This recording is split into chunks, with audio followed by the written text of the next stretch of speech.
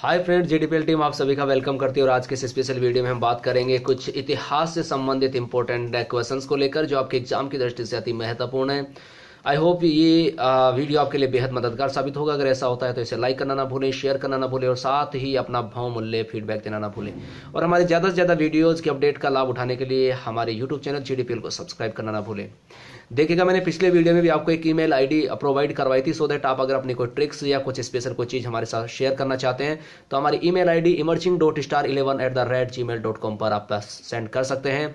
साथ ही आप कुछ सवाल भी इत्यादि करते हैं, मैं आपसे रिक्वेस्ट करता हूं कि हमारी वीडियोस देखिएगा। हमने रिलेटेड जो भी इंफॉर्मेशन है उनमें डीप से डीप प्रोवाइड करवाने की कोशिश की है। फिर भी अगर आपको कोई लगता है कोई क्वेश्चंस रह गया हो तो आप बेझिझक अपना फीडबैक दे सकते हैं। तो आज के इस स्पेशल वीडियो में हम लोग बढ़ते हैं और आज के इस स्पेशल वीडियो में कुछ सवाल करेंगे इतिहास से संबंधित। पहला सवाल है कि फ्रांस की जो क्रांति है उसका वर्ष कौन सा माना जाता है। फ्रांस की जो क्रांति है उसके वर्ष की बात करें तो उसकी क्रांति जो है उसका वर्ष कौन सा माना जाता है, यानी कि कब हुई। सन की बात करें तो ये कब मानी जाती है, 1789 में। टू बी क्लियर, कब मानी जाती है, 1789। बात कर रहे हैं फ्रांस की क्रांति के वर्ष की। और क्रांति के समय अगर ये बात पूछ लिया जाए कि क्रांति के समय फ्रांस जो था उसका सम्राट कौन था, कौन सम्राट के पूछ लिया जाए, ठीक है। ये तो हुआ क्रांति का वर्ष। क्रांति का वर्ष कब था, 1789। और अगर आपसे सवाल पूछ लिया जाए कि फ्रांस की क्रांति के समय वहां का सम्राट अर्थात फ्रांस का सम्राट कौन था, तो कौन था, लुई 16। कौन था, लुई 16 था। To be clear guys. अब अगले बात करें कि हम लोग बात करें कि सप्तवर्षीय जो युद्ध हुआ, कौन सा युद्ध, सप्तवर्षीय। सप्तवर्षीय युद्ध की बात करते हैं तो सप्तवर्षीय युद्ध, ये इंपॉर्टेंट सवाल है, इसलिए चर्चा करें कि समय युद्ध के समय फ्रांस का सम्राट कौन था। ये तो हमने पूछा कब, फ्रांस की क्रांति के समय।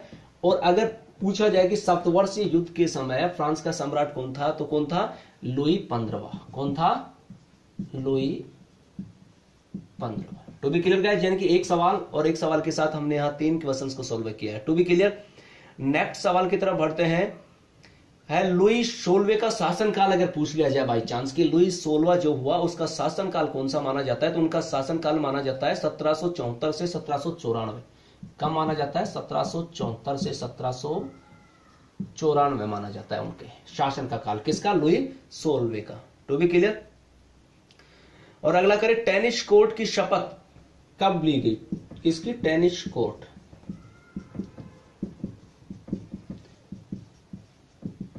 इंपॉर्टेंट सवाल एग्जाम में पूछा जा चुका है। टेनिस कोर्ट की शपथ कब हुई, तो 1789 में। कब हुई, 1789 में। और जो इसकी डेट मानी जाती है वो 20 जून मानी जाती है। तो कब हुई, 1789।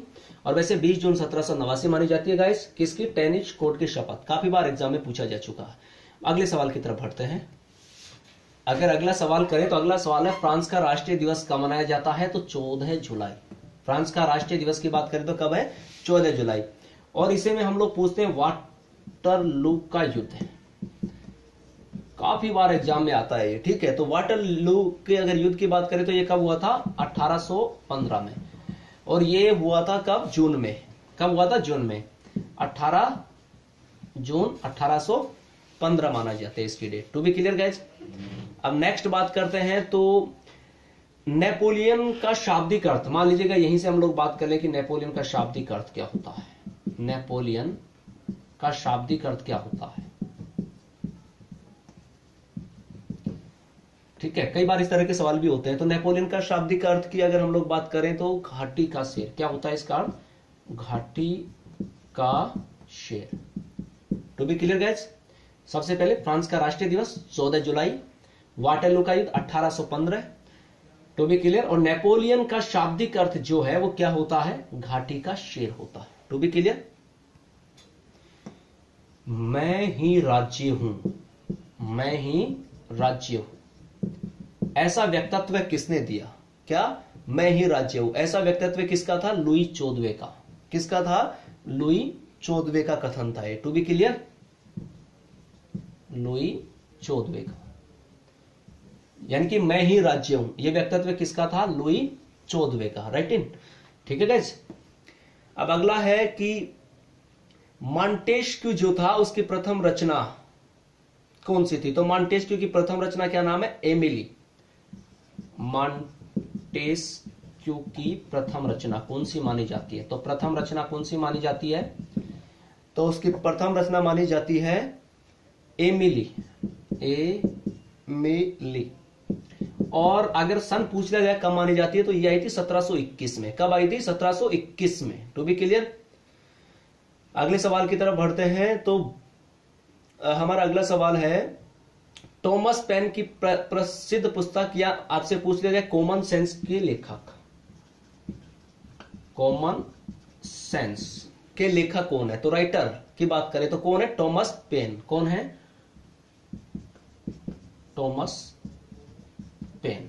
टू बी क्लियर गाइज, कौन है? Thomas Paine. किसके? कॉमन सेंस के। या फिर ये कहें कि टॉमस पेन की प्रमुख जो कृति मानी जाती है, प्रसिद्ध कृति मानी जाती है, वो कौन सी है? Common sense. राइट। अगला जो सवाल है उसकी तरफ देखिएगा। अगला सवाल है कि मेरे बाद प्रलय होगी। मेरे बाद प्रलय होगी। कथन को देखिएगा, मेरे बाद प्रलय होगी, ऐसा स्टेटमेंट किसने दिया था? तो ऐसा स्टेटमेंट दिया था लुई 15वें ने। फिर से देख लीजिएगा, मेरे बाद प्रलय होगी ऐसा व्यक्तित्व किसने दिया? लुई 15वें ने दिया था स्टेटमेंट। To be clear. और अगली बात करते हैं, फ्रांसीसी क्रांति का लेखक किसको माना जाता है? किसका? फ्रांसीसी क्रांति का लेखक किसको माना जाता है? इंपॉर्टेंट सवाल है। तो किसको माना जाता है? थॉमस कार्लाइल को। किसको माना जाता है? Thomas Carlisle.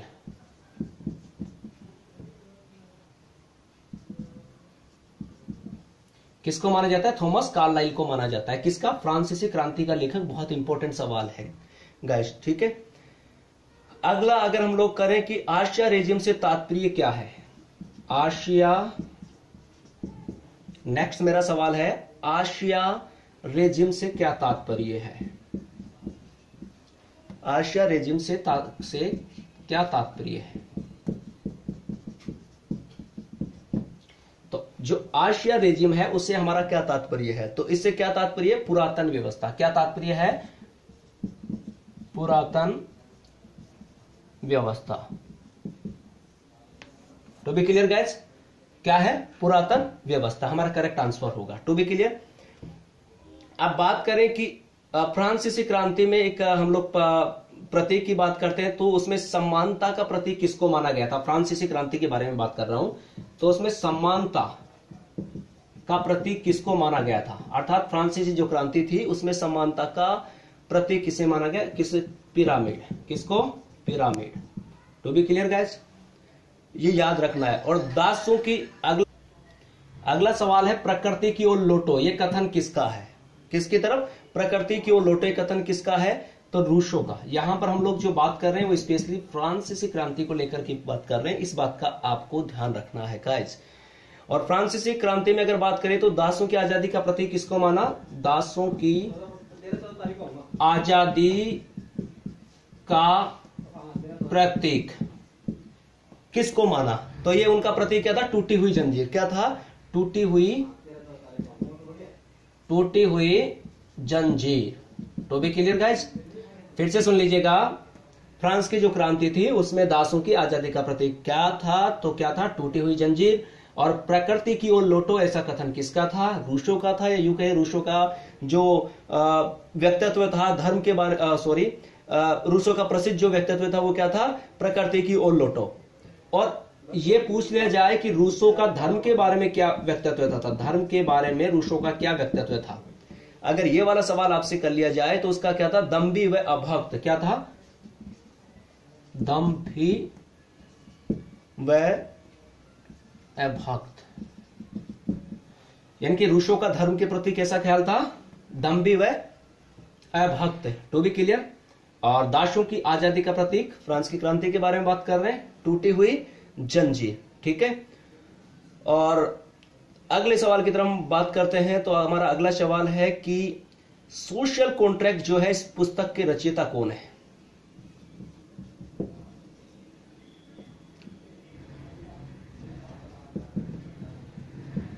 सोशल कॉन्ट्रैक्ट, इसको हम लोग सामाजिक संविदा भी कह सकते हैं, सामाजिक संविदा।